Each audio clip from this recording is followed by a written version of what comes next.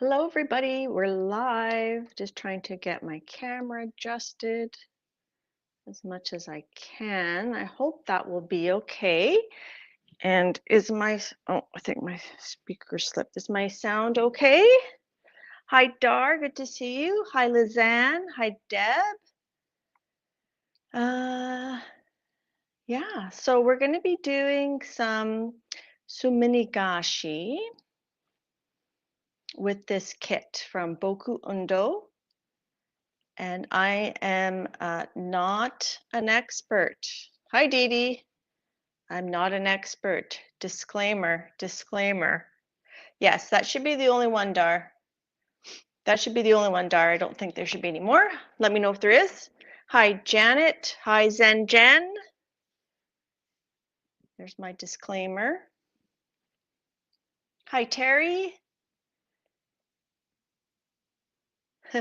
So before we get into this, I just have a couple of items to show. The first one, while we wait for people to come in, is this is a book that my cousin authored, and his sister, my other cousin, she did the illustrations. So I just wanted to show that. It's called Adventures of Willow, and there's the ISBN. I don't know if it's on Amazon. I got it from them directly. And it's a new book. It's a little story about some squirrels, and I have not read it yet, but it looks adorable. So I wanted to shout out my cousin Norm and my other cousin Elwin. The other thing I was going to show, hi Adria, hi Pamela, hi Belinda. The other thing I was going to show was I did finish this coloring page that we had done the background back in October, I think. So we'd done the background using distress oxides and some sprays. And so basically we had these 4 bottom colors already there, and then I found a color cube card that brought in a little bit of this sort of mulberry, what's it called? Mulberry color. So I did that. And I posted that on Instagram and Facebook. Thanks, Jen. Hi, Christine. So last week when I was showing my file folders, I showed a few of my previous experimentation in Suminagashi. That's one I doodled on. This one's on newsprint. This one's on newsprint. I found them a little bit dull. This one's on copy paper. So today I'm going to try to add something that I learned from a channel called Aurea Bon, and I've already linked her below. She has alternative Suminagashi techniques, and Suminagashi means spilled ink. It's a monoprint technique where you float sumi inks on water. Now, I don't know if these sumi inks are different than regular sumi inks. I do have some regular sumi ink, which is, I believe it's an ink made from charcoal. Again, I'm not an expert. Oh, I'm missing people. I can't breathe. Whew. Hi, Jackie. So I'm going to tell you what I've learned. Whether this information is correct or not, I'm not sure. So I did those prints I just showed you using these inks here. So that's mainly what we're going to use today, but I have treated the paper a little bit to try to improve the brightness of it. When I was at Dee Dee's this morning, Anne Meeks mentioned this kit that she got from Deco Art. And I was like, yeah, I got that kit too, and I haven't used it yet. And I told her I would compare the packaging to see if there's something different. And what is different is this one has a marbling medium. So it has a magic medium that thickens. It's a thickening additive. And then they have their colors in these little tubes that you can just drop directly. So I might do a video using these and post that and kind of compare the two. And the other thing, this also came with some skewers. It came with some papers, came with a how-to guide. It came with a bunch of papers, and it also came with this tray, which I'm going to actually use today. It came with this tray to put your marbling stuff in. So I'm actually going to use that today. I was going to use this tray I had, but this tray is a bit bigger than that one. And because I'm going to be using mostly 8.5 by 11 paper, I thought it'd be nice to use this. Okay, I'm trying to cover everything. Hi, Ruth. Hi, Babs. I hope I didn't miss anybody. Once again, I don't know why my chat stuck in top chat, so please excuse me if I miss anybody. Hi, Beth. Now, you don't have to have this super deep because all the action happens on the surface. So this tray, I've only filled it to like just under my first knuckle. And I did it before we started so that it could sort of settle and be nice and stillish. Now, the other thing is that I just have my tap water in here. We do have a water softener, so it is recommended that it's not hard water. The Suminigashi kit that I have talks about use a water hardness of 100 or less. If hardness is high, the ink will not floating on the water surface. So they say you can use commercially available for steam iron, cooking water, etc., not containing mineral ingredients. So we have a water softener, so my water should be plenty soft. You could use bottled water, filtered water. I did it in my last house, which had quite hard water, and it seemed pretty fine. So I don't know if I would try it with just your tap water. Hi, Joy. Welcome to my channel. Nice to have you here. Hi, Leona. So if you're watching this, I'm going to try this at a later date. I might use one of the skewers that came with it though, so I'm going to put that here. Okay, I'm trying to go in somewhat of a logical order. Just going to put that away.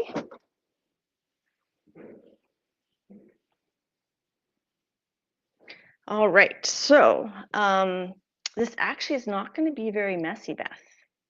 Shh, don't tell Janet. Now, I did a video about 3 years ago when I did those other prints. So I haven't done it since, but I've been wanting to do it. So last week when you guys were like, yeah, let's do that, I thought, great. So I put a link to my video in the description. After the stream, I'll put a few other links as well. Hi, Kathleen.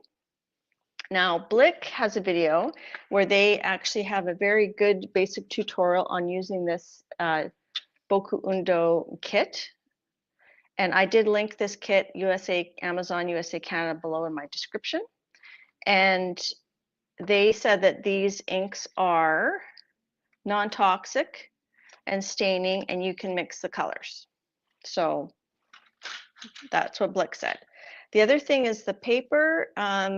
It's recommended to use paper that does not have sizing on it. So they say newsprint works pretty good, but I find it a little bit dull.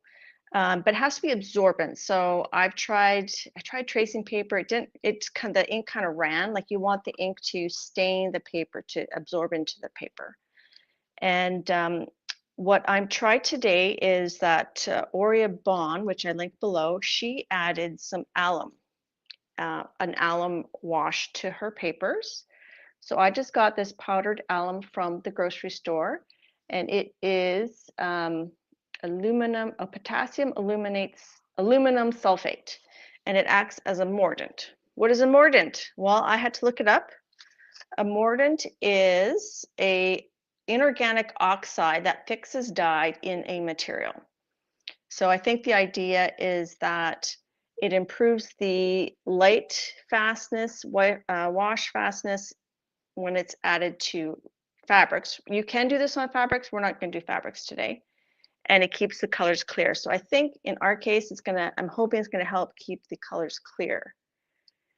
And the other benefit of this technique is you don't need anything in the water. Like you don't need to add a thickener like in that kit. So once you run out of that thickener in that kit, you can't do it anymore. So this one, I guess once you run out of these inks, you can't do it anymore. But I might do a trial with this regular Sumi ink and Aurea Bon, I don't know how to say her name. She also uses high flow ink. So I might try that today. Excuse me. Okay, so someone mentioned these brushes. I bought these brushes after watching Lindsay the Frugal Crafter. It has some sort of piston in it. I think you're supposed to be able to like pull up dye, but we're not pull up the ink, but we're not going to use it that way. After she did her review and after I bought them, she said, "Oh, these are actually not synthetic. They're actually animal fibers." I try not to buy animal fibers, but I already had these, so we're going to use them. Now, Zen Jan mentioned she was wondering, she has this kit and she wanted to see my setup. So what I do is I have a brush for each color, and then you also use water with some dish soap in it, which is a surfactant, and that gives you the clear rings if you want to have some clear rings. And there's a few other techniques I saw, which I'll try today. So basically, I'm going to put a little bit of each of these colors into my palette. I just use the tops of I think it's a kombucha bottle, washed. So I'm going to just put a little bit in here. So, oh, Adria, I don't know. Everybody else is seeing it. Maybe refresh. Okay, so I'm going to put, you don't need a whole bunch. I'm going to put about 6 drops in each lid for now.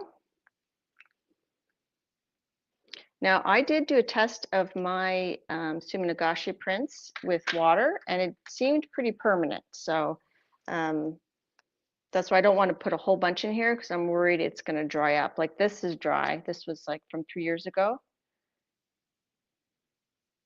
And then we can always add more ink if we're running low. All right, any questions for me? Please put them in caps or uppercase. Last week, I think I missed a lot of chat. Today, it's going to be hard for me to really follow chat. Actually, I don't know if I should. I'm going to shake that. I don't know if I should shake it. I think I should probably shake it. Shake that a little bit. That one felt a little thin. So it's going to be a little hard for me because I'm going to be quite focused on what I'm doing. Okay. So I'm not going to mix the colors really. You can mix them, but I'm just going to use them as is. Okay, and I'm going to show you the papers I've chosen once I get my ink put out here. Shake it up, baby, now, twist and shout. Come on, come on, come on, baby, now. That reminds me of the movie Ferris Bueller's Day Off. I love that movie. I had such a crush on him. And now he's married to Sarah Jessica Parker, isn't he? They've been married for a long time. All right, this is the last color for now. We might try that high flow ink later if we're having success. Like I said, I haven't done this in 3 years. All right, so I've got, so I grabbed some different papers, some without anything added. So I've got some copy paper, some wet strength carnival tissue, some rice paper. Traditionally, I think it's done on rice paper, so maybe we'll do that one first. I've got some of my thicker paper from Hammermill. I've got a tea bag. Already did some on tea bags. I've got some tissues, and I've done it on labels before, so we'll try the labels as well. And then this is some tape from, like, I think it's register tape. I don't know if it's the heat tape or not.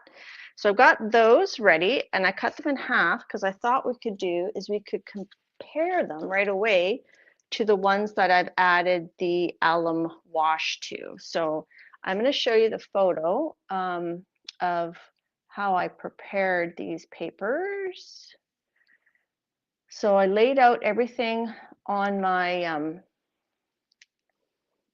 I put a tablecloth on my island, and I just laid out a bunch of papers, and I dissolved the alum. I think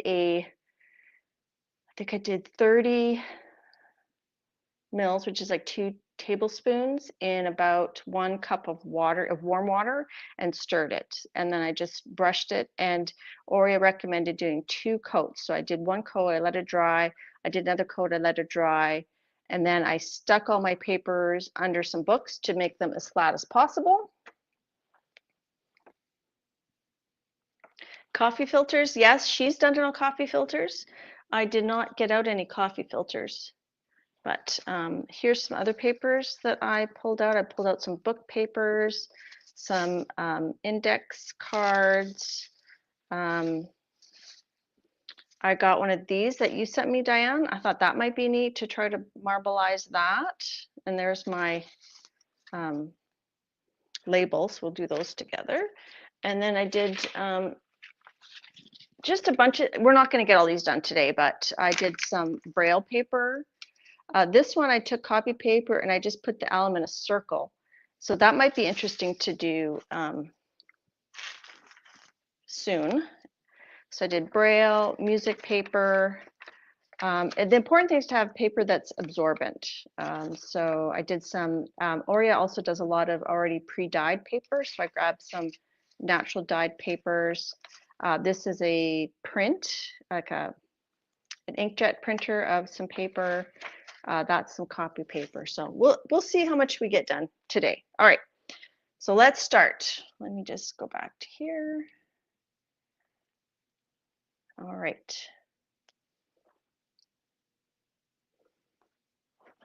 What did Christine say? This is very prepared. Yes, I tried to get organized. Let me check my notes. See if I missed any major points.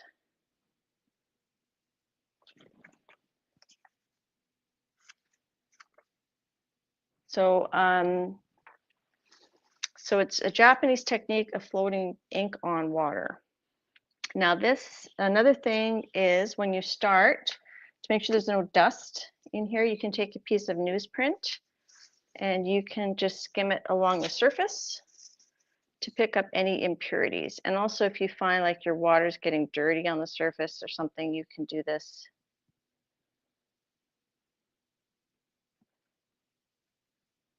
So that helps to just kind of clean it. All right, so let's do this. So now I've rocked up the paper, the water a little bit. It's kind of moving. It's best if it's still. Hi, Rhonda. Now, some people, they'll have like 3 brushes in their hand. I'm lucky if I can do 2. So I'm just going to start off with black and with my dish soap water, because that makes a nice clear, like a clear ring, I guess. So I'm going to actually do like so. So you dip your brush in to the ink, into the water, and you don't want it to drip onto the onto the surface. So you just want to lightly touch it, and you're not really going to see it right away. So I'm just going to lightly touch the surface. So you guys probably barely saw that. And then if you use the dish soap, it pushes it away. Okay, so now that you guys have seen my setup, I'm going to zoom in more to the tray. I'm going to go a little bit on an angle because it's easier for me if I can see directly what I'm doing. So you guys are going to be a little bit angled. Is that okay? And you can see how this already moved over because of the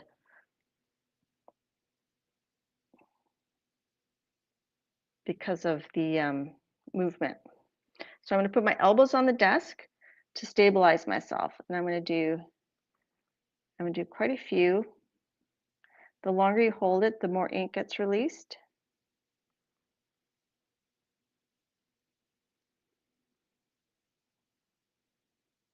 See, I held the clear one, call it clear one, the dish soap one a long time. Now you kind of, the first layers, you really have to kind of get the ink across the surface before you start getting more of a bolder pattern. So I'm just gonna keep going. I won't be able to watch chat here. So we're just gonna start with black and white, and then we'll add colors later.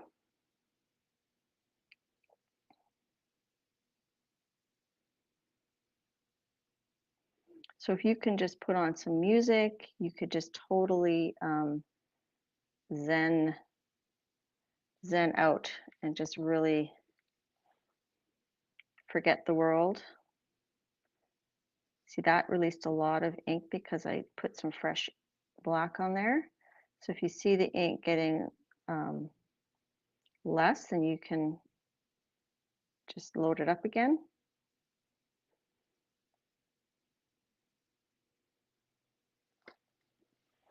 And then you can swirl it around, you could drip on it, you can fan it, and you don't have to stay in the middle. You could go start another section. Try to go a little faster. So this type of technique works well in a video because you can fast forward all this part.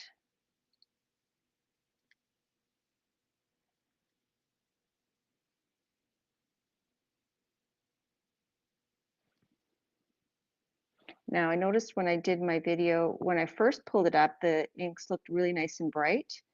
But then when they dried, they were definitely less bright. So that's why I wanted to try the trick with the alum. Ruth said that they used to do this with nail polish. And I think I've heard that. I've never tried that before. So I'm putting my elbow on my table. Some people will put their elbow on their tray. This is a plastic tray, so it is not that stable.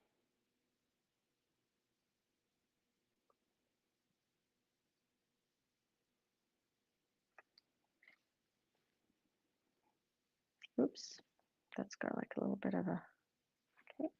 My brush had a little piece coming off. So you just want to keep them upright. You just want to touch the tip into the water.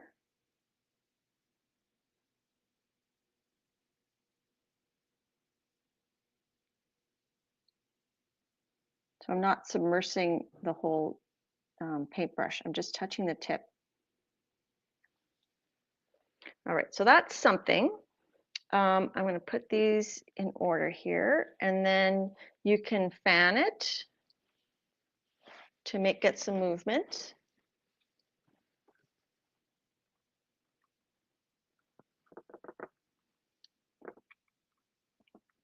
And that gives it kind of like a jagginess to it.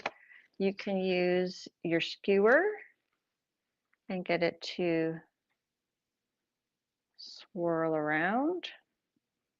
That's more like the marbling kind of look. You can do different patterns.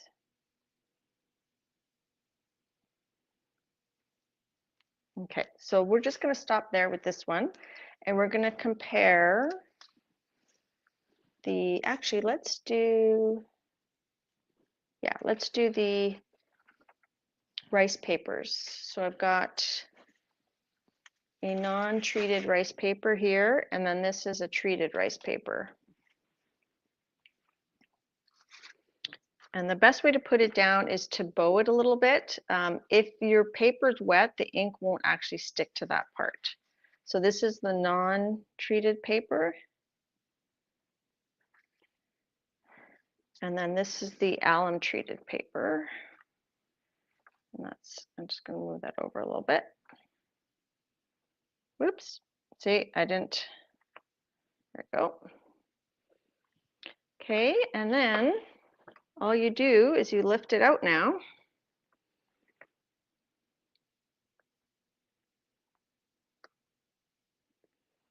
And what Oria does is she puts it on a plexiglass right away. I'm just going to use this cutting board to transfer it to my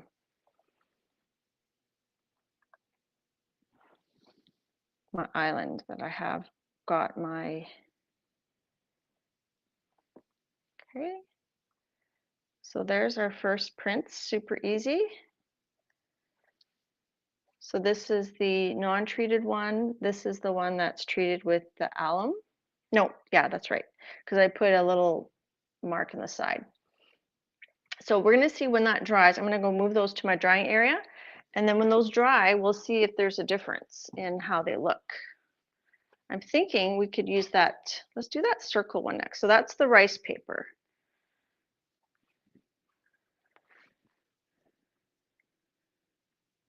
And I'm just trying to lay it flat.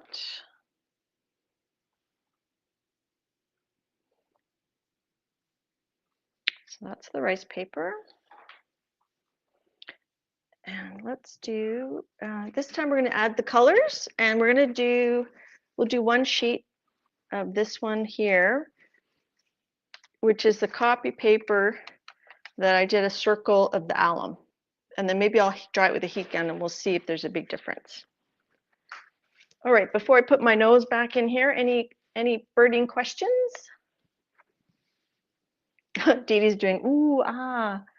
And then I don't always, I like to keep, sometimes I like to keep like a circle, like a bold circle. So I'm going to use the black and the blue for a little bit. And then I'll add some other colors.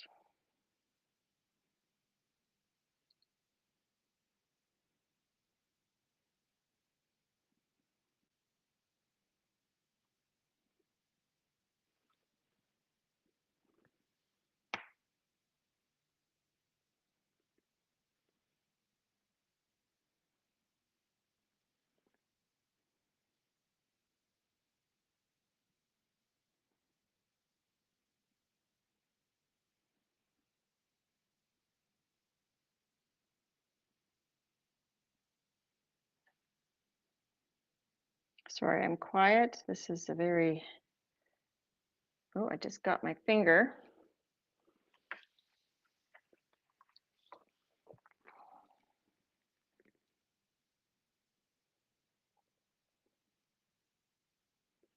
There's also these discs you could float and the ink spreads, but I haven't used those. So if we have time today, we can try that. So now I'm going to go from blue and black. I'm going to go to blue and green. And let's start a different section. The blue is yummy. I do like the blue. Now the trick is to remember which hand has which color when you start adding the other colors in there.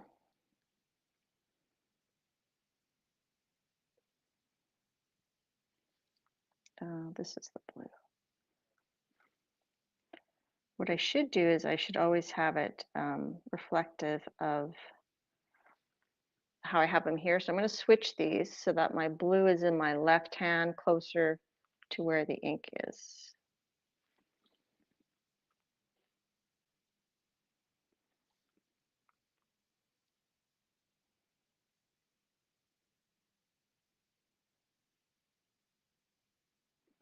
Okay, and let's go to, I'm just using a chopstick here to keep my brushes up.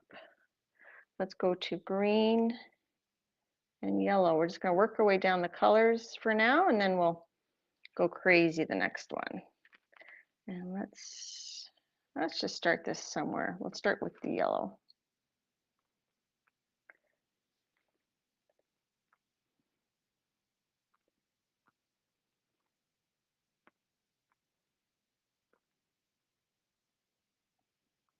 And I've got a little chunk of green, which I think might have been inside of my cap. You can see that my point isn't very pointy, so it's giving me not quite circular rings, but that's okay. Okay, let's put that down. Let's go to yellow and orange. This time I'm gonna just wet my brush first.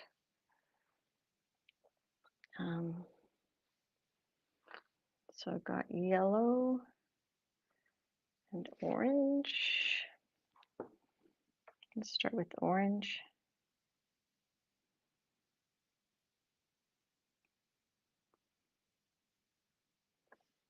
A little bit more orange. I feel like I'm singing some circus music.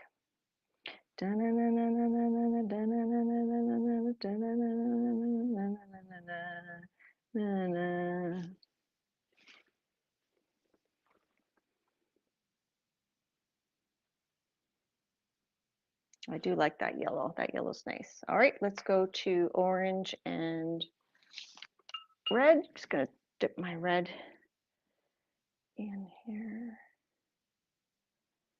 Now, maybe these aren't very permanent because when I dipped my red into the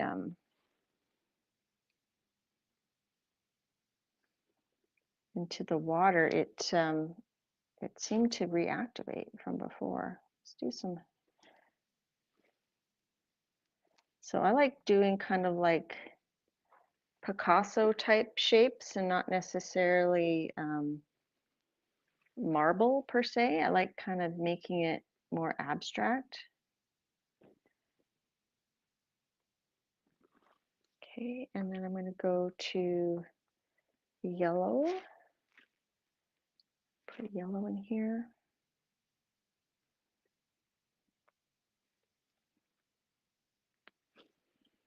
And let's do a black. Almost out of black there. Let's do some little black circles. And this time I'm not even gonna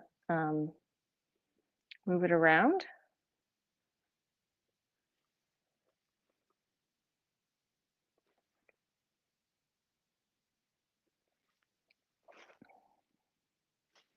Need more black. You can even drag your brush as you go. You can drag it.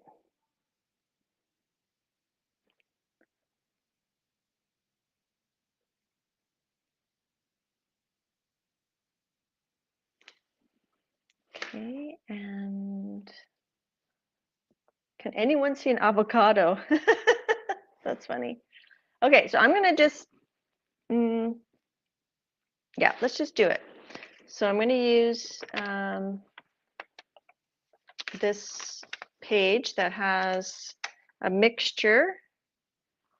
I'm gonna stand up actually. Has a mixture of the alum in a circle.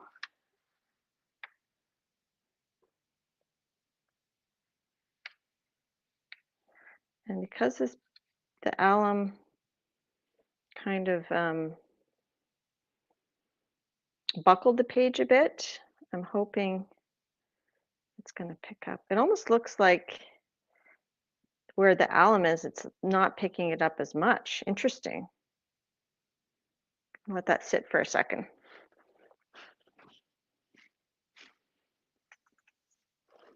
And then we can actually put a little strip here, pick up that edge.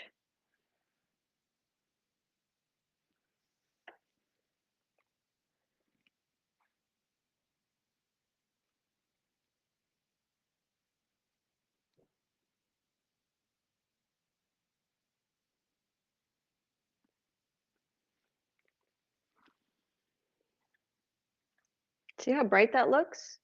But then when that dries, I guarantee it's not going to be that bright.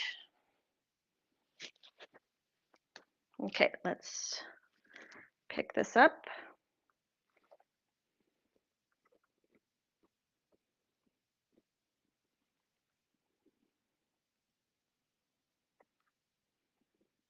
Oops, I ripped the paper a little bit. And some of the things say you can blot it. So I'm just going to blot it to get up, see where it kind of leaked a bit. All right, so there's our. This one is the one that has the circle of alum. So I feel like we should maybe, I thought it was permanent. Like when here, I'll get that in a second here. Let me just move this here. I'll show you why I thought it was permanent. On fabric, it's definitely not permanent. You have to soak it in some jacquard or whatever that is. So when I had this, like one of these, for example, I had taken a water brush and I had done this and it didn't seem to move. So I feel like it's permanent, but I don't understand why my brushes, maybe because it absorbed, that's probably why. So it absorbed onto the paper. Where it absorbs, maybe it's permanent, but on my brushes that I had sitting for 3 years, they didn't absorb the thing. Barbie said you can also rinse it with your floating medium instead of blotting. I don't have a floating medium. This is just water. So if you're coming in late, this is a Japanese technique called Suminagashi, where you just float the inks on top of water. You're not adding any thickening medium. I know Turkish marbling, they have a really thick medium. So let's dry. I'm getting my heat gun and I'm going to dry this and let's see if we see a difference between the circle and the non-alum treated area. I'm very curious because I spent all that time treating the papers, so maybe I didn't need to. And this was just regular copy paper. I tried to be prepared. If I was really prepared, I would have done a test first.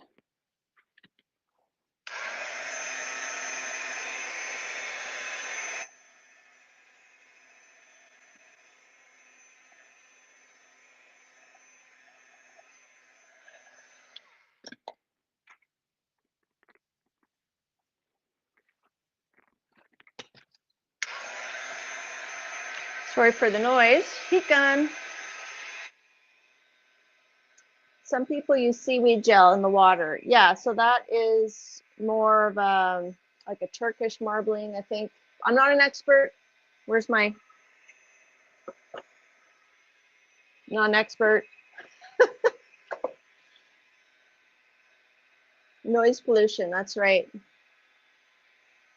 Barb says she's seen people dip their whole arm for arm art. I think I saw someone use a baseball cap and they made like it made it look like something, like they did a tree and then they dipped the cap in and it looked like a tree. It was very cool. So this is almost dry.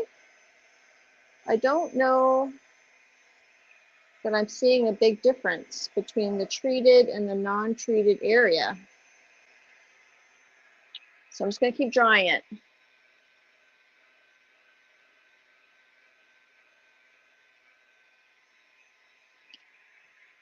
So I hope you guys are finding this interesting. Just thought it'd be fun to do something a little bit different. And my paper is getting really warped here.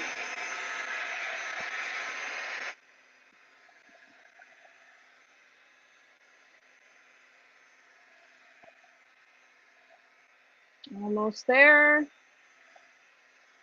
I can see a difference on the back where actually where the alum was, there's less pigment.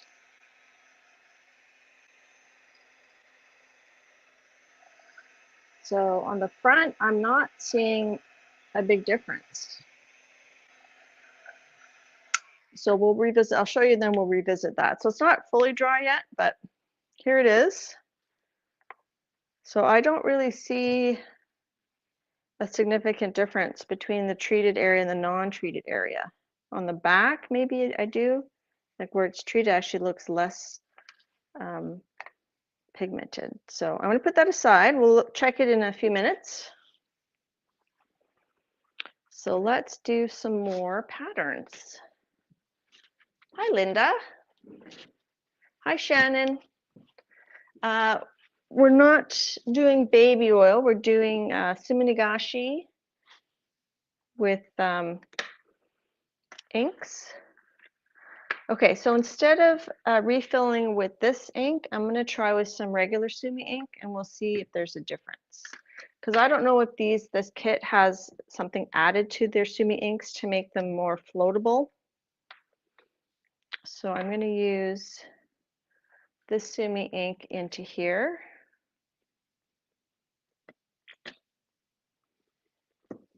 And we'll try that and we'll see if it sinks. And then we can try, we could try this, we'll try this fluid paint, which is what person I mentioned at the beginning, Aurea Bond. She uses a lot of fluid inks. And I don't think she adds anything to her water. I did mention at the beginning that I have a marbling kit from Deco Art that I'll do a video on and compare. So I got this one here and we'll use this little paintbrush. We'll see if that sinks. Okay, so we're gonna do the black traditional Sumi ink. And see, there's a little bit of blue stuff on the surface, so I can use my newsprint. Just cut a piece of newsprint here to get a little bit of that off. So are you guys finding this interesting at all, or are you guys all falling asleep?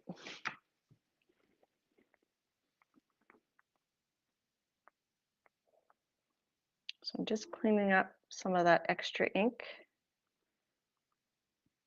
Some of it kind of came back. Woo! See, there's a little bit of blue on there.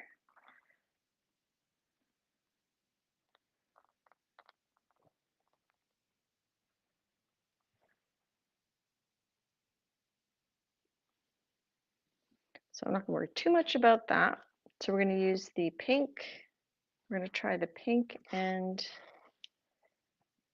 the black. Okay, so I got pink here. I don't know. I haven't tried it with this fluid ink, fluid paint.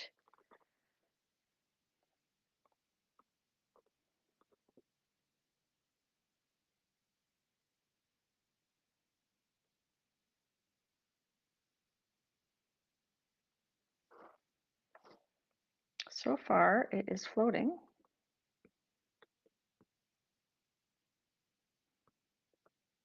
So check out Aurea Bond. She's got a really cool, she doesn't have a lot of videos, but she has some really interesting techniques on there. So I'm not sure if this pink is going to be as bright.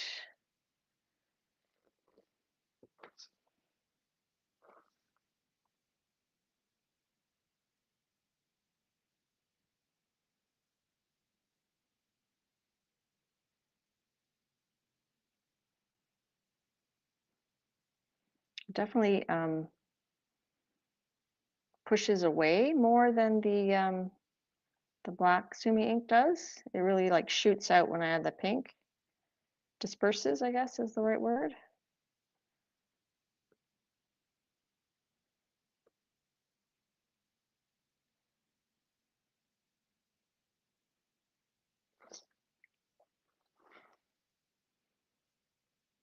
Hi, Kay Berg.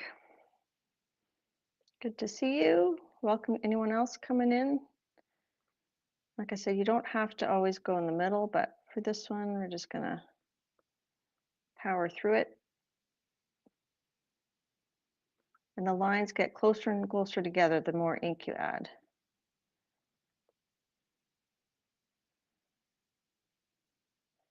So I want to see what this pink looks like when we pick it up. I'm tempted to compare it to the red, the traditional red. So I'm going to do that. I'm going to take the red from my kit, this one here, and we're going to put a little bit in the middle.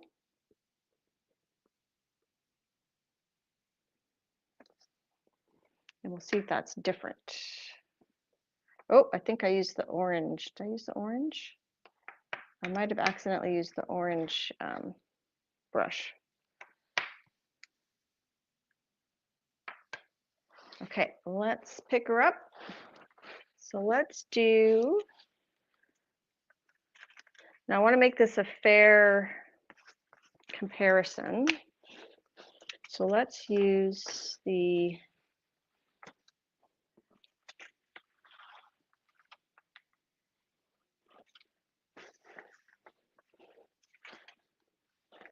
this is the 36-pound hammer mill. It's not really gonna fit. I'm gonna blow it that way a little bit. Let's just do a little fan action. I want to get that more in the middle, so it has a little bit of both. I just kind of want to keep that center isolated because I want to know, there we go. So this is the non-alum, and then I accidentally got some paint on that one. So let me just cut off a piece of this. Do this. I find the alum one harder to control. Ooh, look at that.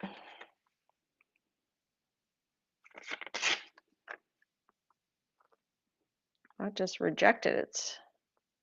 Wanted to come right out of there. Just gonna put that over here for a second. Look at that. It really it doesn't want to stay down. That's got alum. This one does not. Let me get my thingy.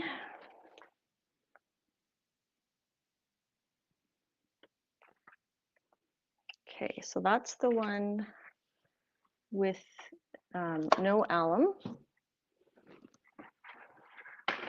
Just gonna blot it.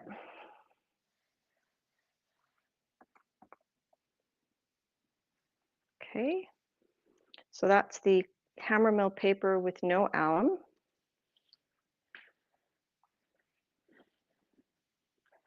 This is the hammer mill paper with some alum, and it curled up, but it didn't seem to get like that drippage of paint or of ink. We'll see how those dry. And then this one was the some sort of till paper with the alum. So the alum seems to make it a bit trickier to lift up the paper. So that is interesting. You guys are always on experiments with me. I don't always test things. Hi, Biddy Penny. Okay, it's not messy, Janet. All right, let's try. I want to try the labels. Let's do the labels next. So I got some alumized and some not. Okay, let's just go for, that pink was pretty, so interesting. So we're gonna do some random stuff and move it around a bit more. Those I kind of did more like abstract pieces. So you can go really quick. I think the masters are more precise. They probably have really good tips on their Sumi brushes. Mine are a little bit wanky, jangy.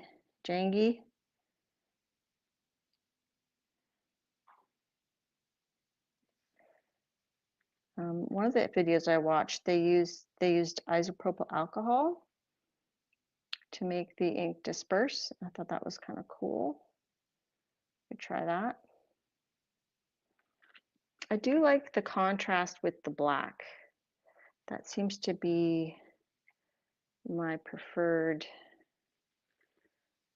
Oh, I got a little piece of paper there.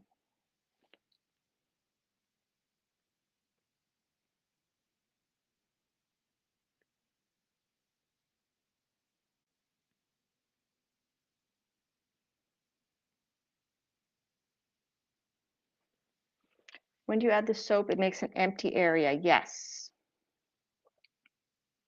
So if you want a white ring or a ring of the same color of whatever paper you're picking up with, that's when you use the soapy water. And I believe the alcohol does the same thing. So let's try that. So I've got some isopropyl alcohol, 99% here. I'm just going to put some in this little container. Hi, Hermie.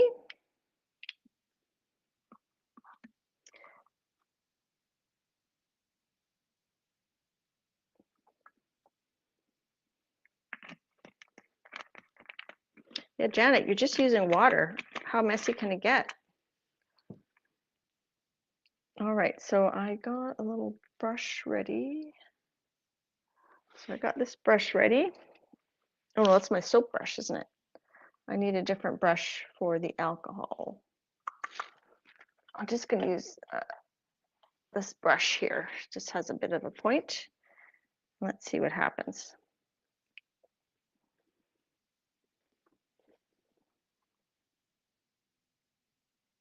Ooh, do you see that? I'll do it over here.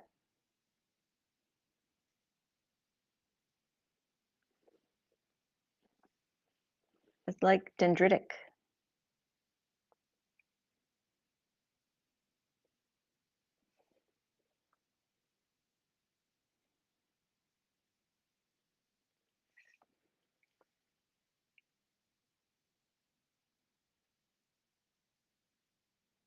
It swirls it without you making the swirls. I think that's cool. Very Grinch. Someone else mentioned Doctor Who. It's very Doctor Who to me. Not Doctor Who. Seuss. Dr. Seuss with the Who's from Whoville.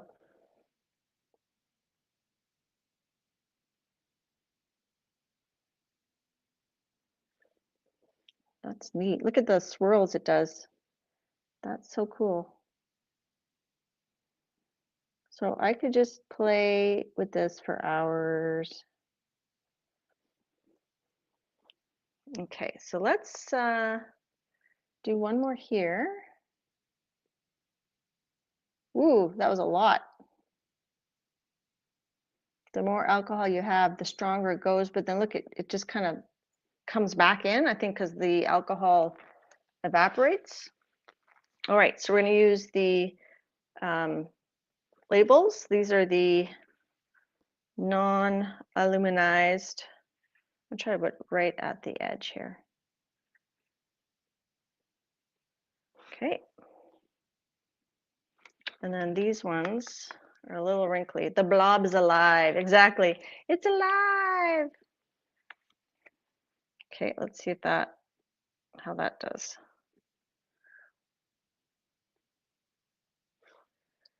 Beth says that her alcohol dried up, but Joe had a mason jar with white lightning and shared a pickle jar with it.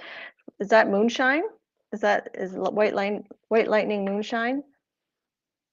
Got this little piece of paper here.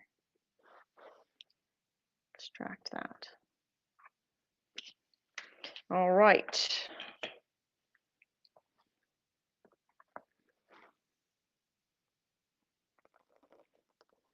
So that's the non-alum one, which interesting. I didn't put it in straight or flat. And that looks like a piece of hair. I need to wear a hairnet when I art. So that looks very tie-dye, doesn't it? The way it. So I'm gonna put that over here.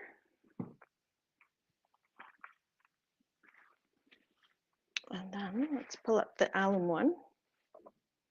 120 proof, wow.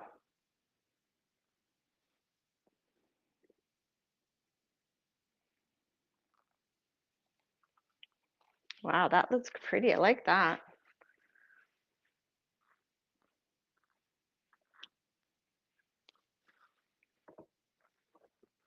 So you can see where I had a bubble when I put it down. So like these were the whole thing contacted here.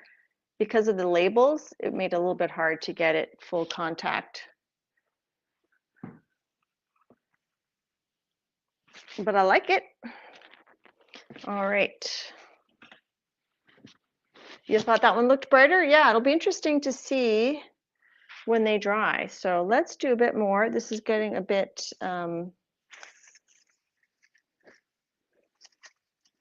dirty.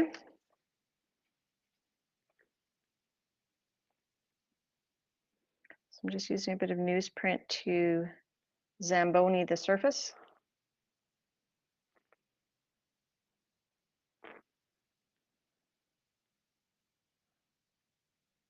Go slow there. So that's how much ink I picked up, and a hair, just from Zamboning the surface. All right, let's try the carnival. Actually, let's try the tea bags. I've got an alum one and a non-alum one. So that'll be interesting. All right. Let's do black and yellow. I think that might be quite striking.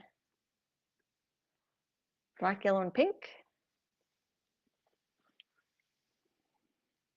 I wonder if the alum, if it depends on the paper. Maybe some papers it's more obvious that the alum makes a difference.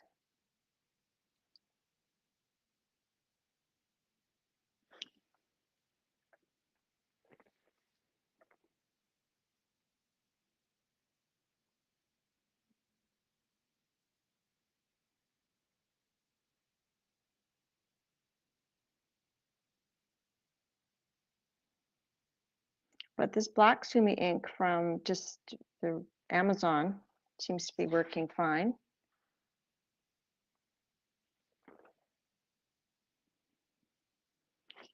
Let's do the black and the red.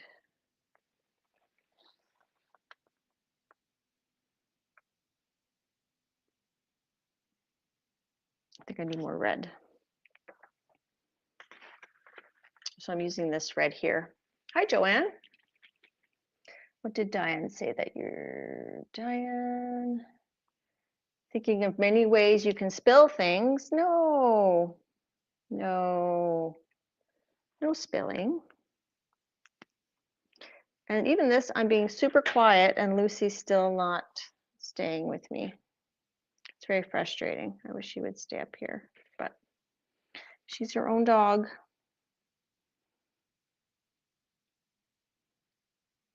Hopefully my nose isn't getting in the shot here. That red, I want more red.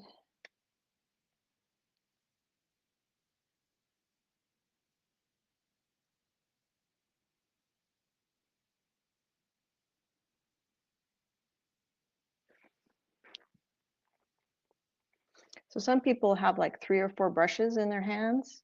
That sounds very tricky to me.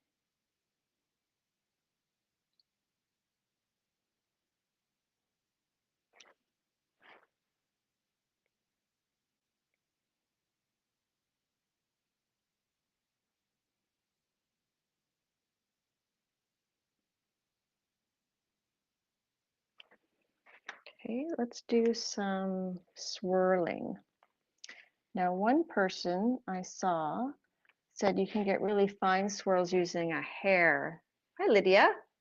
Hi, Diane, Missy Diane. So that's a little hair that I got from a paintbrush. So let's see if we can get really fine swirls with that.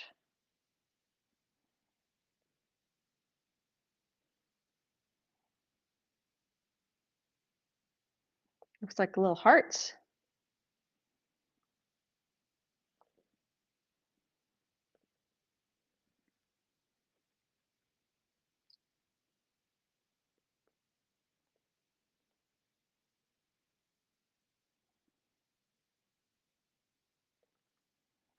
Okay.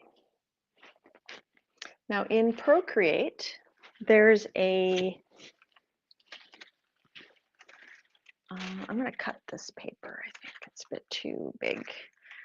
In Procreate, there's a tool called Liquify. And this is very similar to that tool. Okay, so we'll do that. And then this is these are wet strength carnival tissue. And we're going to do one I coated with alum. Oh no, we're going to do the tea bags. Let's do the tea bags. We can use pieces. So this is the non-alum one.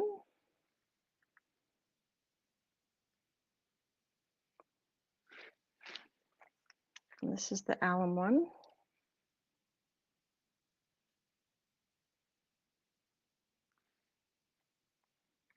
Okay, and then let's do the wet strength carnival tissue. Let's cut that.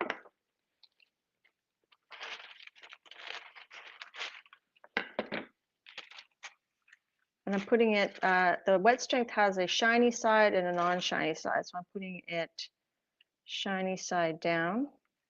I mean, non-shiny side down. And then this is, let's do a little square here.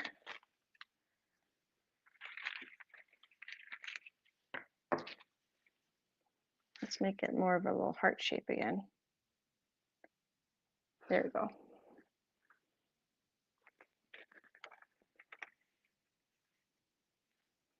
And a little strip here we could do. Let's do, that's a piece of the alum carnival wet strength. Okay. Hello, Linda. The alum, according to Borea Bond, the alum is a mordant and it's supposed to make the colors brighter. So we're testing that. So far, I'm not convinced, but we'll see when our paper's dry.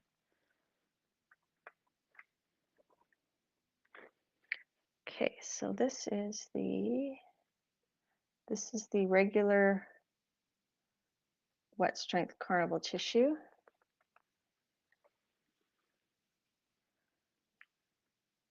Okay, I'm going to blot that.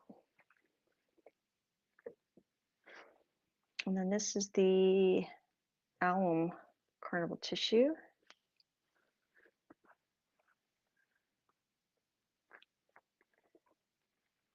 And this is the alum carnival tissue. Should put it right side up, right?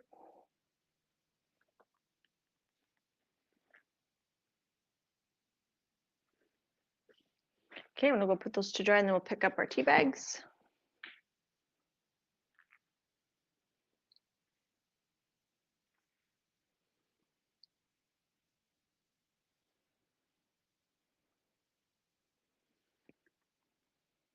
What I should do on my drying area, I should have one section for the alum and one for the non-alum. I tried to mark the pages, but once I cut them, so this is the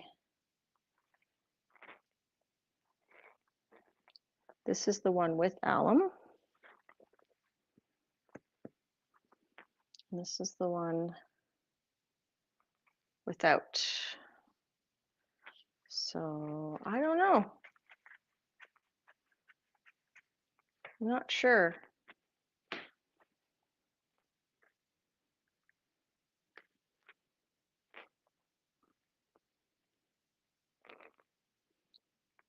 Okay.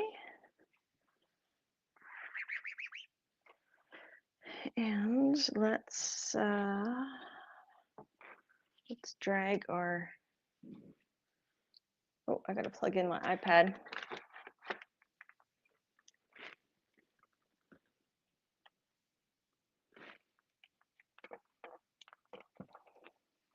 Yeah, so yesterday Janet did this really cool watercolor star for, what's the name of the challenge? Janet, can you put a link to the challenge in the chat there? And is it just for watercolorists or is it for anything?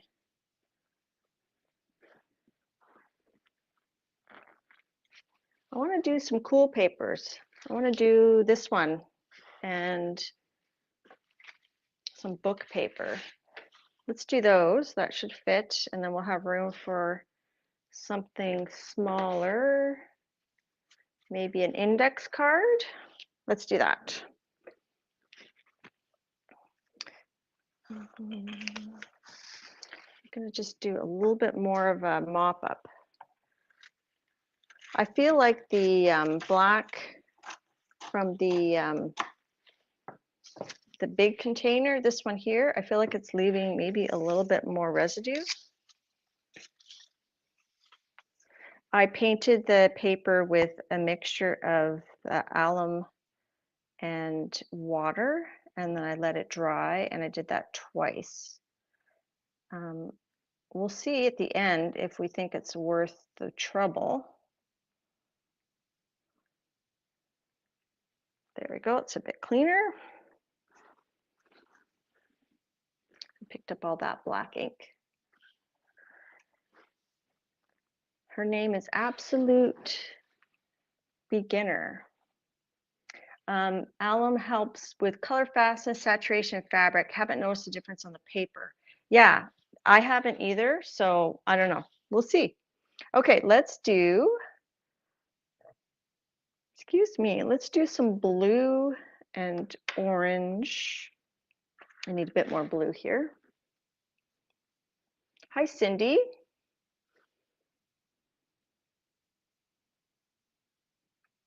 Sorry, I'm not really good at recapping what I've done. If you feel thoroughly confused, please feel free to go back, watch the beginning at like 2 times, and then come back, catch up. Okay, so we're going to do blue and orange. And then this time we're going to sprinkle some dish soap and see.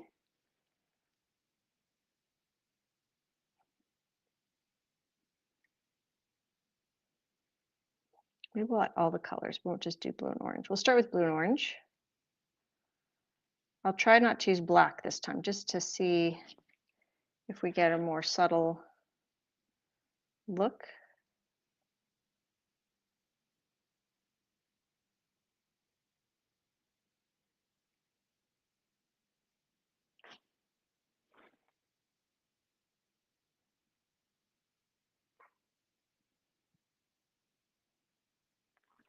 And then I like to do kind of, like I said, more abstract-y. So now we're going to do some pink and blue, or not pink, it's actually the red.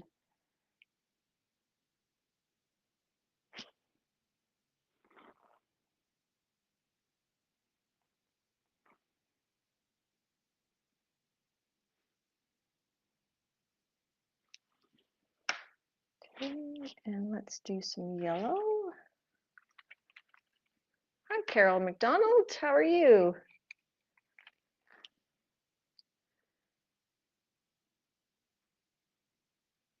So you can spend more time and get a lot more rings and interest and stuff, but I'm trying to just give you guys like an overview. Let's do yellow.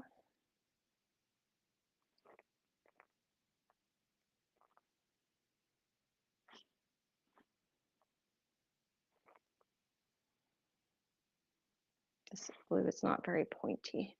You get a much better thing if your tip is pointy. Words are hard.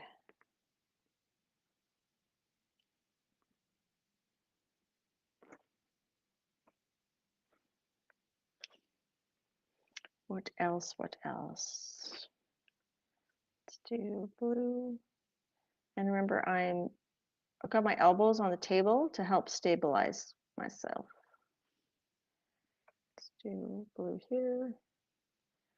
And let's do another yellow. Okay. I'm trying to keep my brushes in the right order. So this time I'm going to take the soap water. I'm going to dip this in there and I'm going to splatter, and we'll see what that does. I haven't tried this technique before. One of the videos I watched, they used a toothbrush to do this. I couldn't find the my mixed media toothbrush. I'm going to hold it up here. So I'm just splattering the soapy water, and it's giving us little little white speckles. I like it. That's cool. Okay, let's do this one. This is a embossed image of flowers that Diane gave me. Diane Bell. I'm going to just kind of try to lie it down.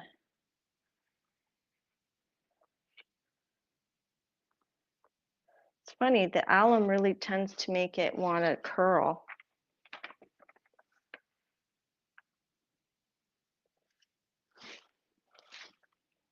And an index card, a Rolodex card. All right, let's see what we got.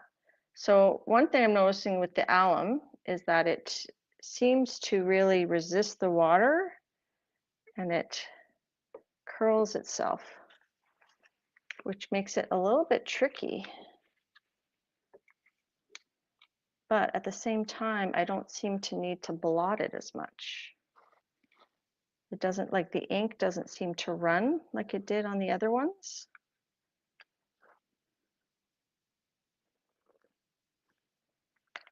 So oh, this one missed a little spot. Let's see if we can get the bottom. Yeah. Okay, so I'm going to bring that up to show you. So I really like this on the paper, on the book page.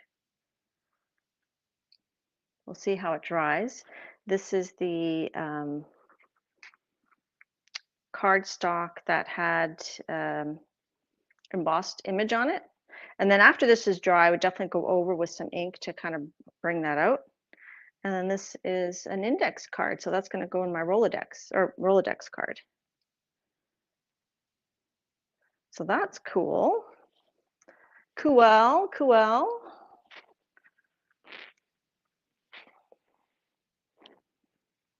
Let's see. Just seeing if how the things are drying, if we're noticing any differences.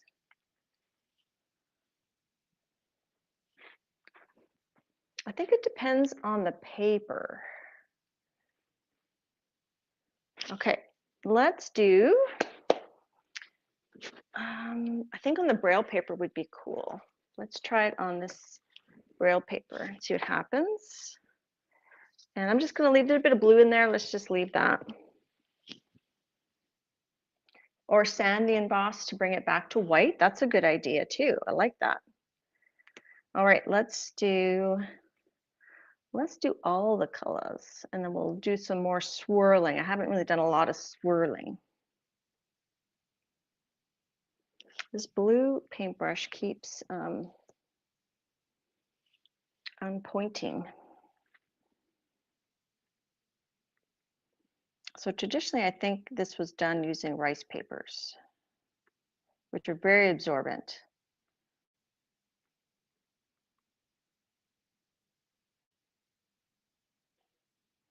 So once you get kind of a buildup on your surface, the ink does seem to spread faster and be more pronounced, perhaps. Okay, let's do, do you want to do, we could do clear and green. Clear is the dish soap.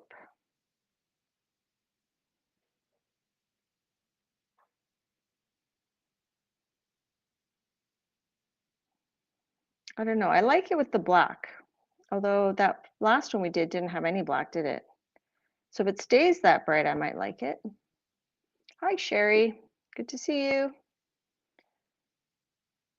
Okay, let's do a little bit of yellow in the clear.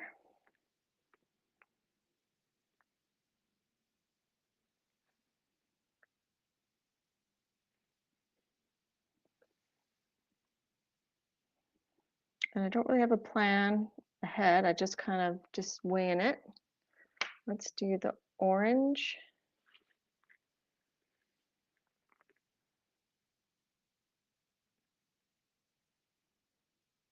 And the clear.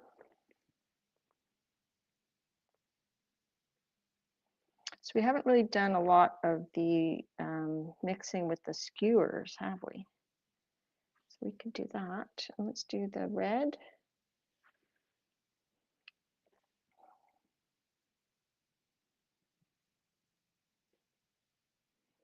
So it's hard to see chat while I'm doing this, but let's add a bit of the black over here. Maybe we'll do just some little dots.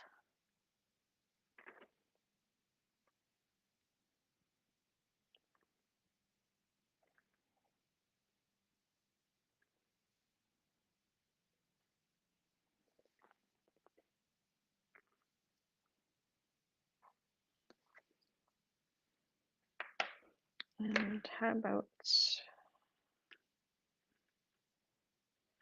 blue? Thanks, Pamela.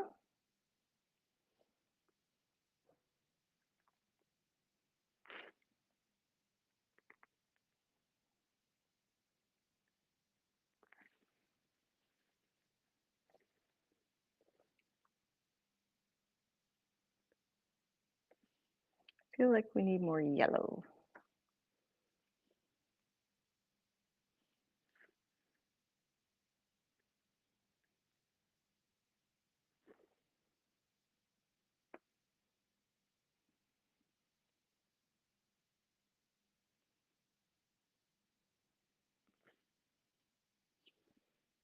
And some orange.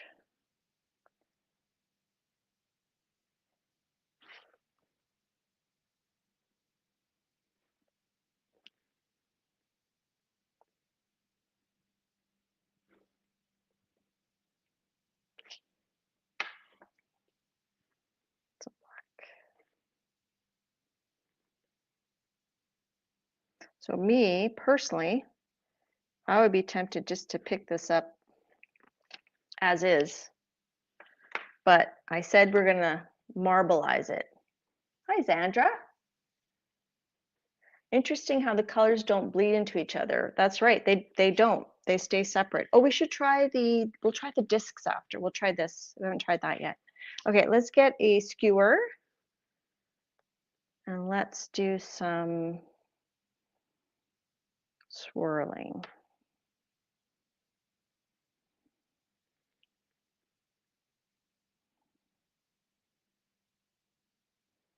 I liked it better before, but this is more marbly if we do the swirly swirl.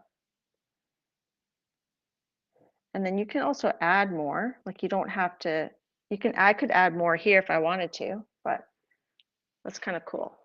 All right, let's add the braille paper. And I'm doing with the alum side down. Maybe I have too much on there, I don't know.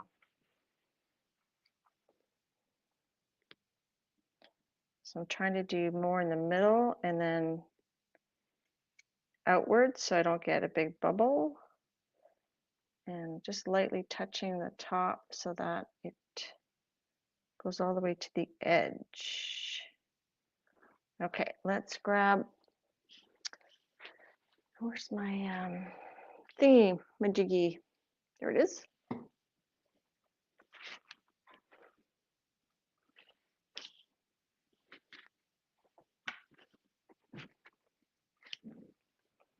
Okay.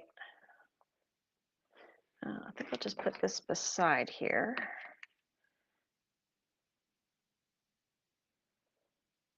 Lift it up. So this is the braille paper with the alum. And like I said, I don't know if it matters, but there it is. So that's the wet.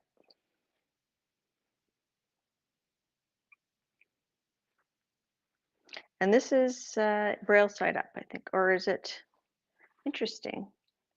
I never thought about it, but braille paper, is it two-sided where one side is, oh, there's indents and protrusions.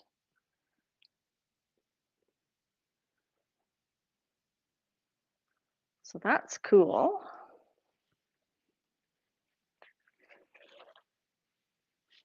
I like it. We'll see how it dries. Like I said, when I did it 3 years ago, everything sort of dried duller.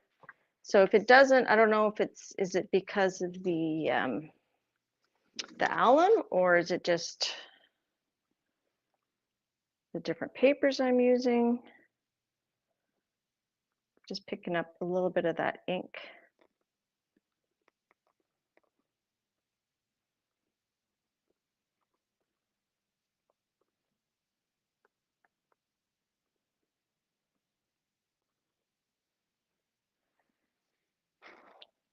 See that? That's how much ink was still on the surface. There's still some on there, but I'm not going to worry too much. All right, let's do, ooh, this map would be cool. Let's do some map paper. And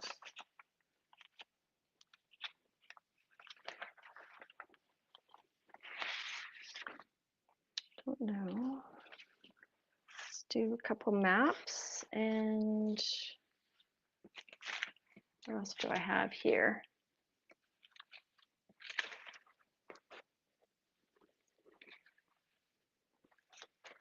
Use this. I did some alum on this tissue, this pattern. Bye, Janet. Good to see you. Okay, let's do, oh, we said we're going to try this. Okay, I've never done these. So apparently these discs, reusable marbling float paper. Tear off a piece of the circle paper, submerge it in the water with a brush, and when it floats, next to it gently pour in color one by one in the center of the circle. Okay, I don't know. Let's do 3 of these. Apparently it's supposed to just kind of have the ink spread. So it says submerge it.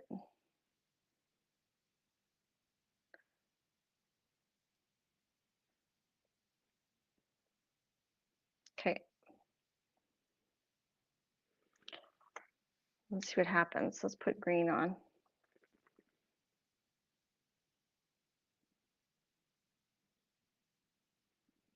I think I saw a video where they actually dripped it. They put a drop directly from the tube. I'll do that.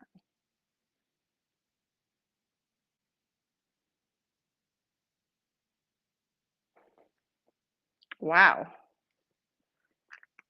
Okay. Because I think if you dropped it directly into here, it would just sink. If you did like a big drop. Let's see what this is. I'm not sure if this is worth it.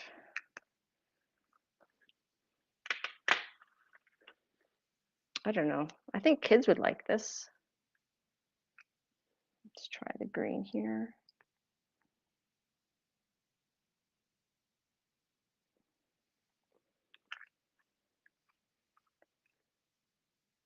And then we could take the other colors and add them. So I could take the green and the yellow here.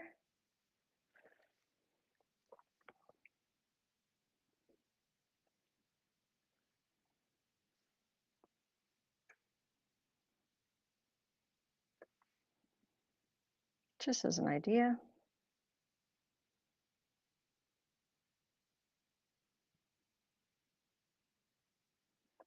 Okay, that's the yellow. So let's do yellow and orange over here. Hi, Joy. Yeah, someone sent me that Braille paper. I don't, oh, actually, no, I think I bought it from a friend of mine that does, she sells things. I'm gonna just lift up these little doohickey thingies. I didn't really find those. I mean, I just wanted to try it. I don't really know that it's what I like, but okay. What is this? This is yellow and orange. That's what we're gonna do. It is a good way to get a bunch of ink, like to get it started maybe. Okay, and then let's do orange and green in this one.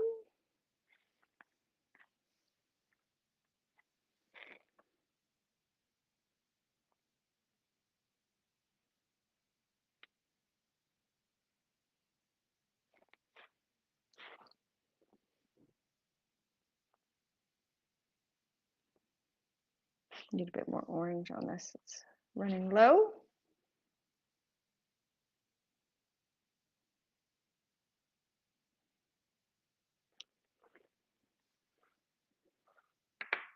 Okay. And let's do the fan technique, where you just take a little fan and you just kind of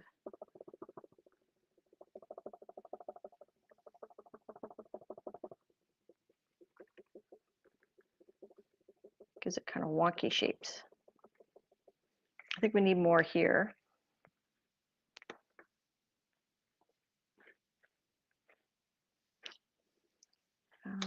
More orange. Yeah, I think kids would enjoy this. I agree, Christine.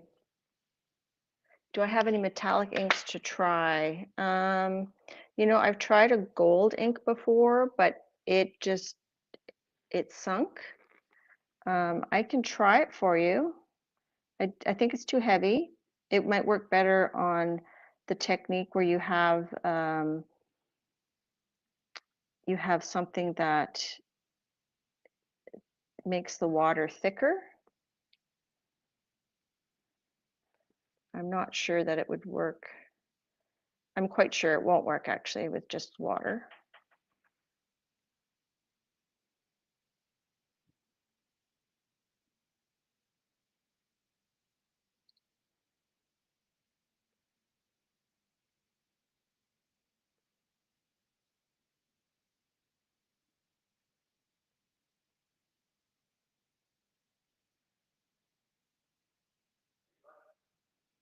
Oh, one of my sons is home and he forgot I'm streaming. So you can see some of the ink is starting to fall down because I'm putting too much in, like I'm dipping my brush too much. Let's do the fanning. Oh, Owen! Owen! Streaming! All right.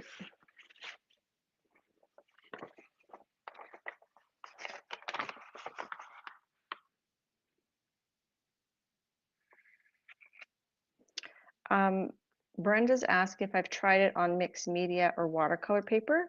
I haven't. One of the videos I watched said that you want something that is going to absorb it, and watercolor paper, while it's absorbent, it kind of has things float on the surface, but we could try it. And I don't have much room left here.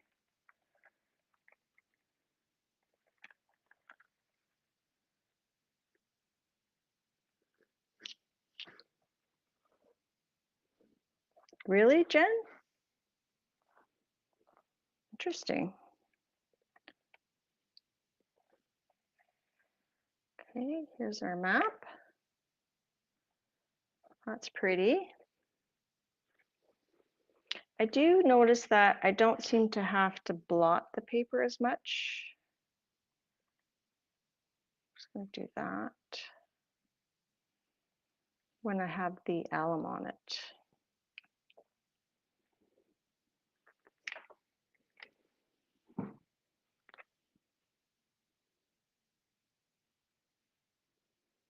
So that little circle, it's good if you want to get a lot of ink to start your process, I think.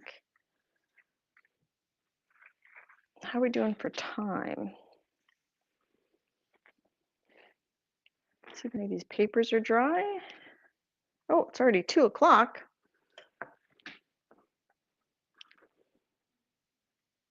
I'll see, that wasn't very absorbent. If it's not absorbent, then the ink just kind of just sort of slides off.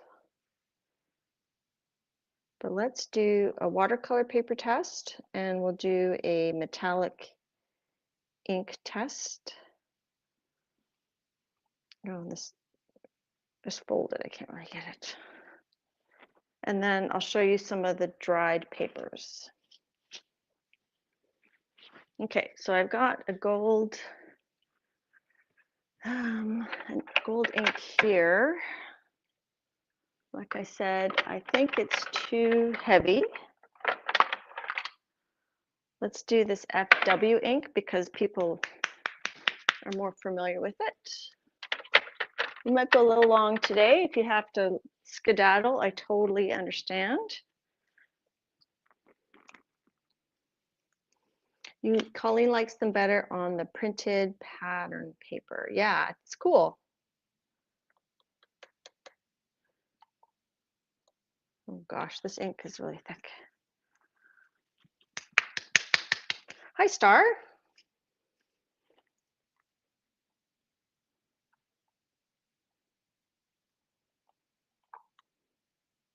Okay, so I've got a little bit of gold from this FW ink. Oh, sorry, it's 2 o'clock my time. Yeah, I start at 2:30 Eastern, but my brain, I convert it to my time. Okay, so that's the gold. And we're gonna do mixed media paper. Let's see, let me get a paintbrush. I did like the pink fluid, which I'll grab out that one in a second. Let's just do a test of this to see if it sinks. It's not sinking too badly. Oh, I don't know. I can see the sparkliness on the surface, but I'm not convinced it's going to stay there. Let's just do a small one.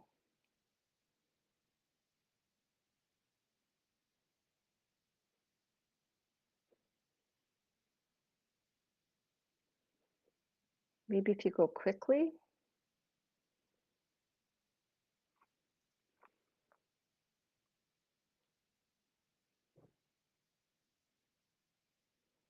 Let's just try that. I'll use my this hair one because it's very subtle. All right, let's do,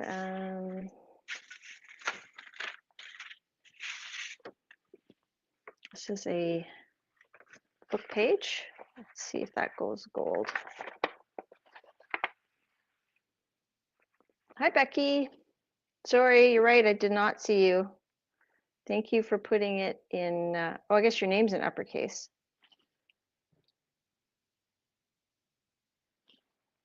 Yeah, so if it's a thicker, like you said the Jane Davenport has the seaweed, it would let it sit on the surface better. But this didn't do horribly. Let's see, I don't know if it's going to look very gold. Yeah, it doesn't, well, we'll see when it dries. It's very subtle.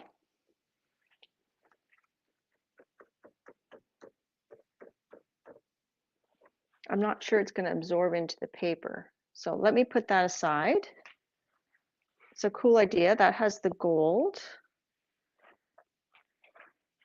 And then someone wanted me to try the mixed media paper. I've got, this is a mixed media paper. It's a bit thinner. I've got this, this is more like a watercolor paper, which I think it has too much sizing on it, but that's just my guess.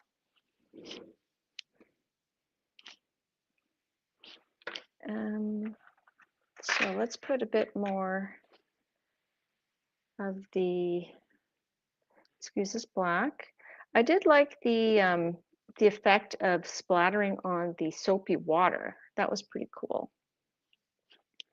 I don't know that the alcohol, it was fun to watch. I don't know if it gave a big difference in how the final print looked. It just kind of like did automatic marbling instead of having it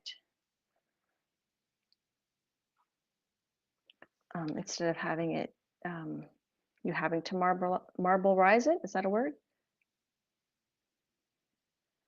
Let's try to use up some of this.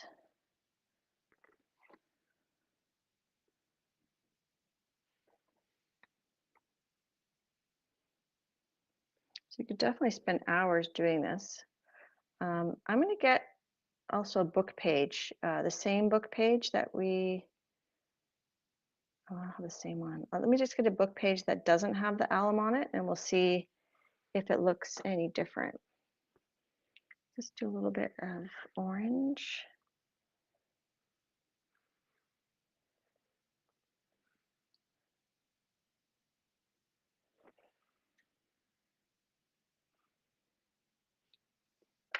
A little bit of red.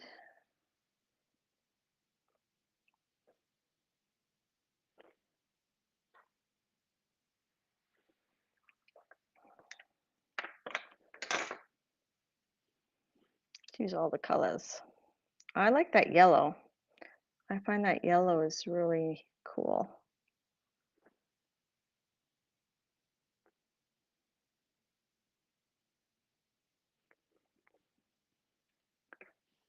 And running out of green.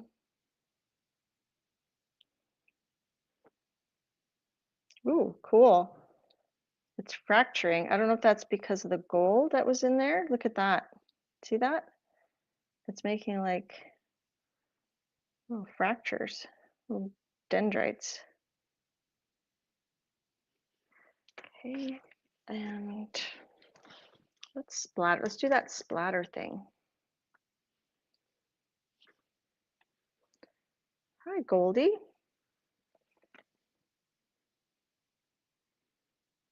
I think that's neat. Okay, so we got our, this is just some cheap watercolor paper. There is some mixed media paper.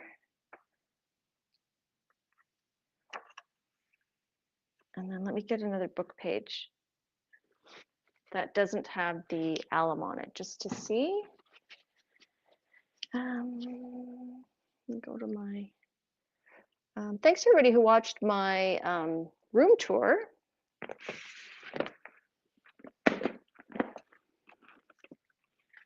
Right here, here's that Braille paper, piece of the Braille paper that doesn't have the alum. And then I was going to put, I wanted to try one of these papers that has, whatchamacallit, natural dyes on it.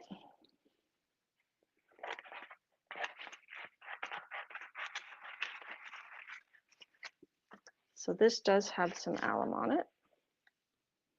And we'll do a spot for a dictionary page.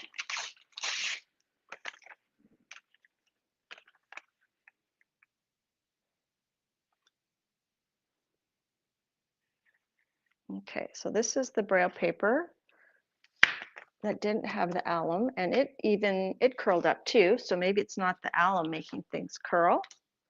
This is the watercolor paper, no, mixed media paper, and you can see see how it's sort of running. I think the alum helps it not run, but if I blot it, it does pick up that extra little bit. And then this was the watercolor paper.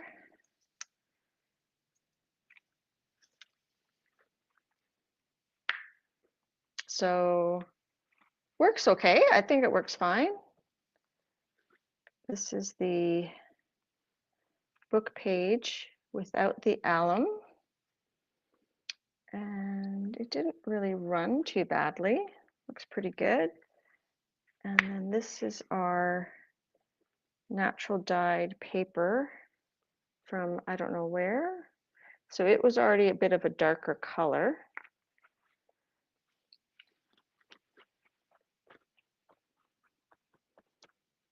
So yeah, I'm gonna put those in the drying section. And then I'm gonna pull up some of the papers that we did that are dry. So let's start with, well, they're maybe not fully dry, but And then next week I can show you like the fully dried papers. I'm just putting these other papers down. Okay, so our first experiment was the rice paper. So here are the two rice papers. Which one is which? Okay, so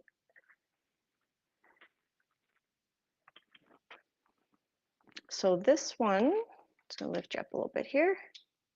This is the non-alum paper. This is the rice paper, which is very absorbent. And this is the one that we added the alum. So if anything, I would say they're pretty similar. Okay, that's the rice paper. That was our first experiment.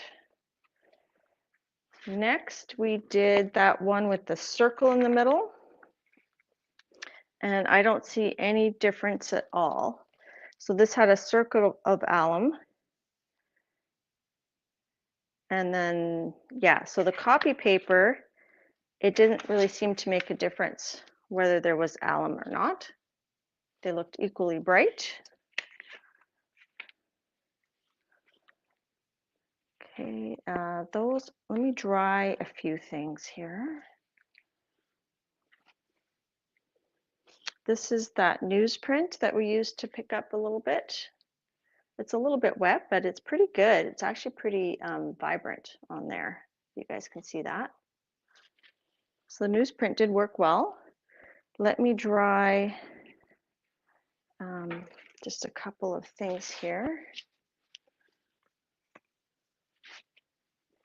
Thanks for hanging in there. I'm going a little bit later than usual.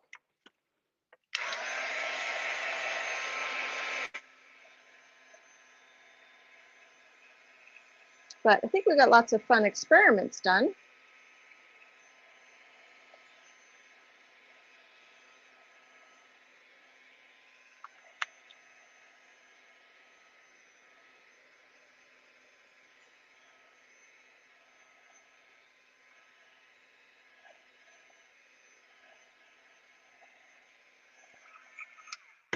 Okay, so this is the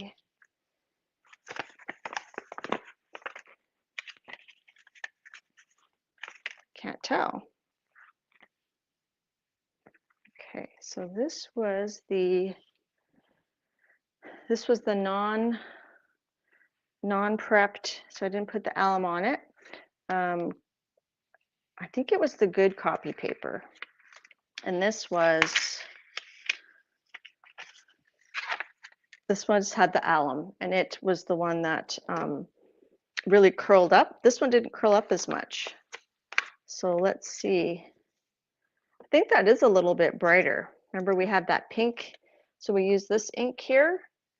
We use the fluorescent fluid over here, and then this was the red from our set. So I would say that the alum one here looks a little bit more distinct. Like if you look at the little, all the details, whereas this one, it's just a little bit fuzzier. I don't know if you can tell that. See, it's just like a little bit fuzzy, whereas this one, to me, looks a little bit more distinct. I could be wrong. Bye, Ruth. Bye, anybody leaving that I can't really see right now because I'm moving around the studio. This was on that tape. This had alum on it, but I think the alum was on the other side, so I don't know if that matters. Let me just dry the maps, the two first maps that we did. Ah! Dropped it on the ground.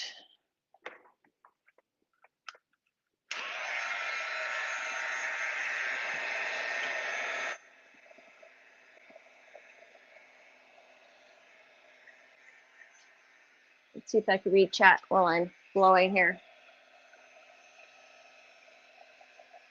Okay, let's see. Crisper, yes, it seems crisper. Thanks, Cindy. I'm interested to see if that gold will look gold. So these are not quite dry, but pretty close. It's interesting how these maps that I did the alum on, they really stuck to one side, did not go through the paper. So this is the maps. They're not fully dry, but they're close. These, I had the alum on both of them. This definitely needs to dry a bit more, but look, if you look at the other side, so I don't know if it's the alum that's capturing it, but look, like it didn't go to the other side at all. Whereas the, let's see,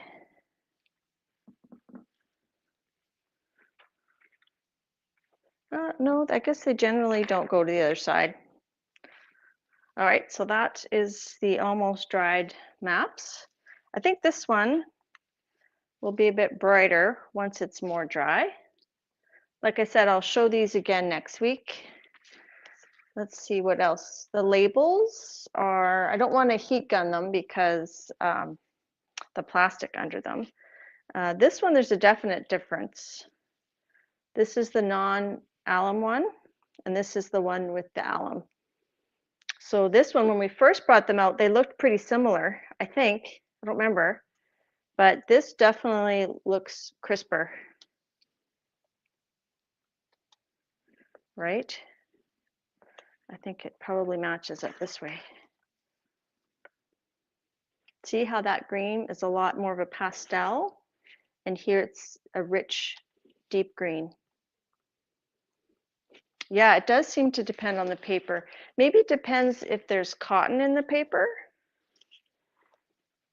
All right, let me dry the one with gold, which I don't think we can really see any of the gold. So let's dry that. And it would be good to compare that braille paper, the braille that we just did versus, oh, and the tea bags. Here, the tea bags are dry. I'll show you guys those first. So here's the tea bags. Gosh, I'm going around in circles.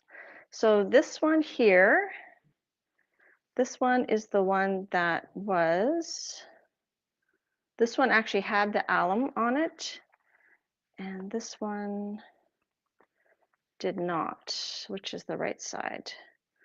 So in this case, I would say the non-alum one was a bit brighter. This is the non-alum one. This is the one with the alum. Alum is, I got mine at the grocery store. It is potassium aluminum sulfate, and you dissolve it in water. Yes, I think it's used for canning. There's a can of pickles on the cover. I'm not much of a baker. Okay, here is our index card. That looks pretty. That had the alum. That's when we did the splatters of the soapy water to make those white spots. Let me just dry off a couple things here.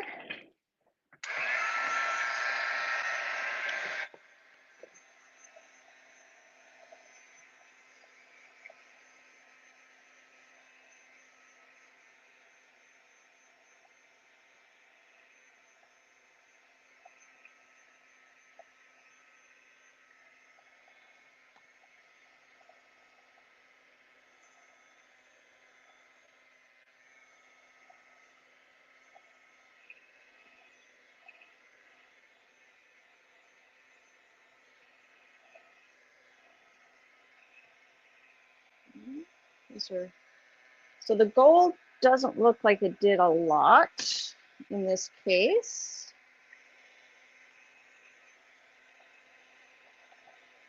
Just drying that braille paper too.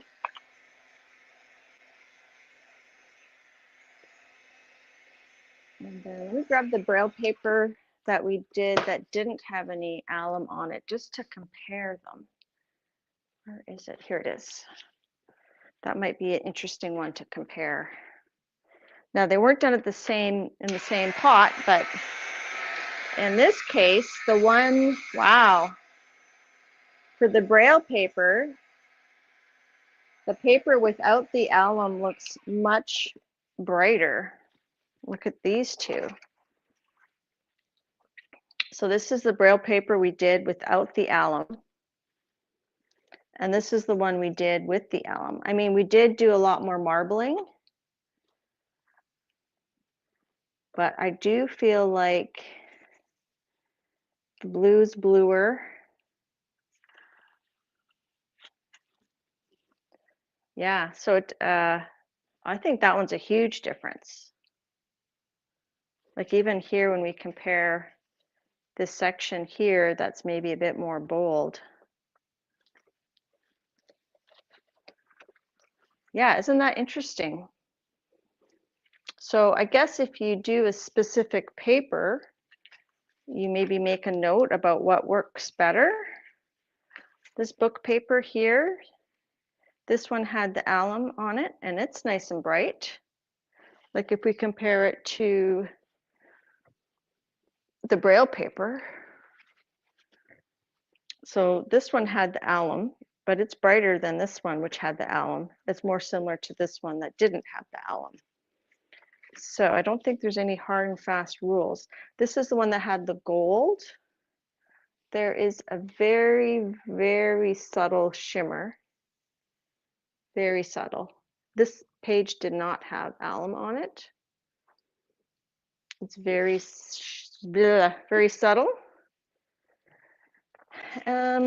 What else? Our mixed media paper and watercolor paper worked pretty well. We just dried those a little bit.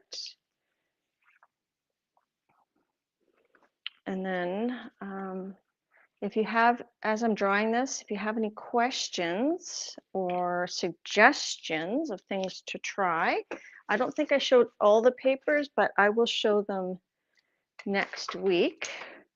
But if you, I'm just going to dry this and show you one last set of papers.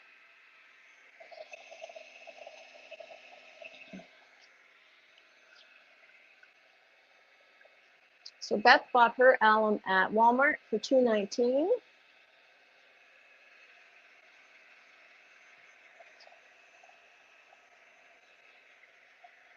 So I'm going to dry these. Hi, Charmaine. I'm going to dry these and then I'm going to stick them under a book to make them flat. Diane's mother was sad that she didn't have an interest in canning.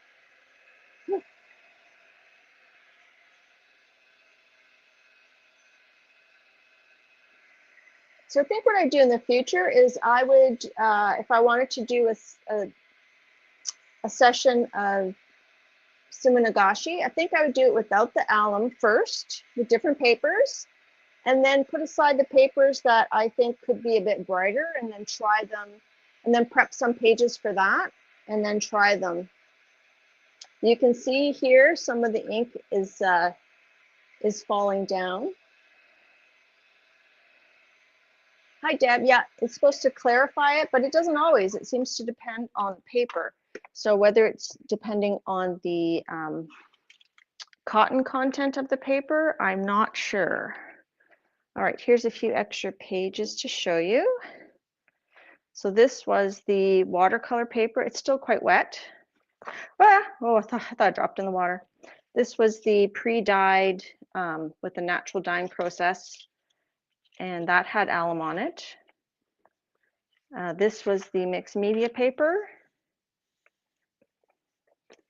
And this was a dictionary page that I believe had some alum on it as well.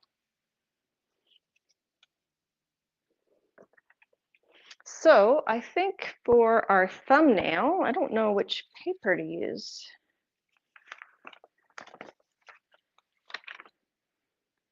I think I'll use, what do you guys think for the thumbnail? Maybe use the map, this one, and the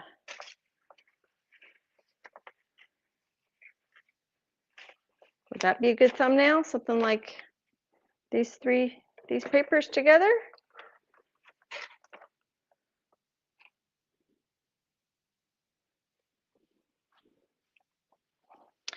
Beth says to pour that water through a coffee filter and grab that last of that ink. Well, what's going to be tricky is bringing this tray over to the sink without spilling it. Yes, the map and the book page. Okay. Yes, yes, yes. That would be a good thumbnail. Yes, gives a variety of the outcomes. Okay, thanks, guys. Beth says she has this on her to-do list for next year. Awesome. Craft paper, I had some prepared. I didn't end up doing it. I'm going to try to do, I don't know if it'll get done this week, but I'll try to do a video using this kit that has the magic marbling medium that makes the medium thicker. So we'll try that. I don't think you would need alum for this. I think this paint is very opaque, very thick. So that might be a better option for people if that's available. If it's not available, you just need water and some Sumi ink and some dish soap. And you can make black and white without any extra ingredients, any extra supplies. And a pointy toothbrush, a pointy Sumi brush. So I think, yeah, that's me. I went a little bit over time today. I appreciate everybody that came and left and came and stuck around. And thank you guys so much for watching me. And I appreciate it. And I'm not sure what we'll do next week. Who knows? Thanks, Terry. And this is making me dizzy. It's very hypnotic. All right. Thanks, guys. See you. Thanks, Dar and Kberg and Janet and all my mods. If I missed you, Colleen as well. Thanks for being my mods. And I hope you guys all had fun in chat. And have a great week. Bye-bye.